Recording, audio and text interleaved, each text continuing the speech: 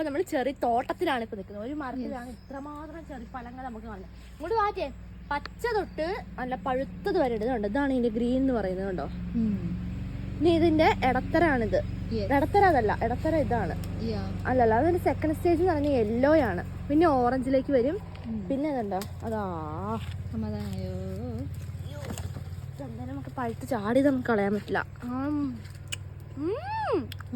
നമ്മളേ ഈ മരത്തിൽ ഇച്ചിരി ഇതും കൂടി ഉണ്ട്, പുളി മിക്സ്ഡ് ആണ്.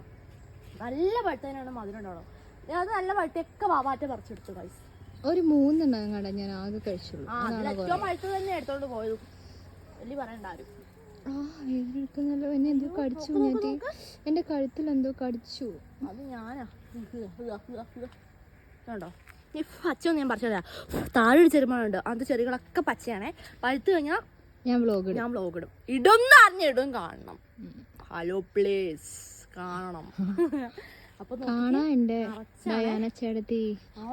എന്നെ എന്തോ കടിക്കുന്നു. അന്ന് പിടിച്ചു. എന്നെ എന്തോ കടിച്ചു. നമുക്കില്ലേ ഈ ചെറി തിന്നാം. ഇപ്പൊ എങ്ങനെയുണ്ട് നിസാറാ. പക്ഷെ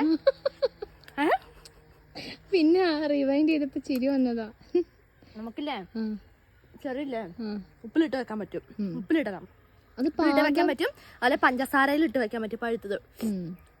അത് നിങ്ങളിപ്പം ഇടാൻ പോവാണെങ്കിൽ ഏകദേശം എന്താ പുഴുവില്ല പാകത്തിനല്ലേ അമ്മയെ പുഴുവിനെ മഴക്കാലത്ത് ഒന്നും കൂടി കഴിക്കും. വിഴുങ്ങിയിട്ടുണ്ട് കൈസേ. ഞങ്ങൾ നരഭോജികളാ. അപ്പൊ ഇത്രയാണ് പഴുത്തതുള്ളൂ. ഈ വാവാറ്റ എല്ലാം തിന്നിട്ട് നിങ്ങൾ വീഡിയോ എടുത്ത് കണ്ടു. ആകെ ഒരു 3 ഞാനിടും. അപ്പൊ ശരിയാവും. കണ്ടോ അവിടെ ഇരുന്നിട്ട്.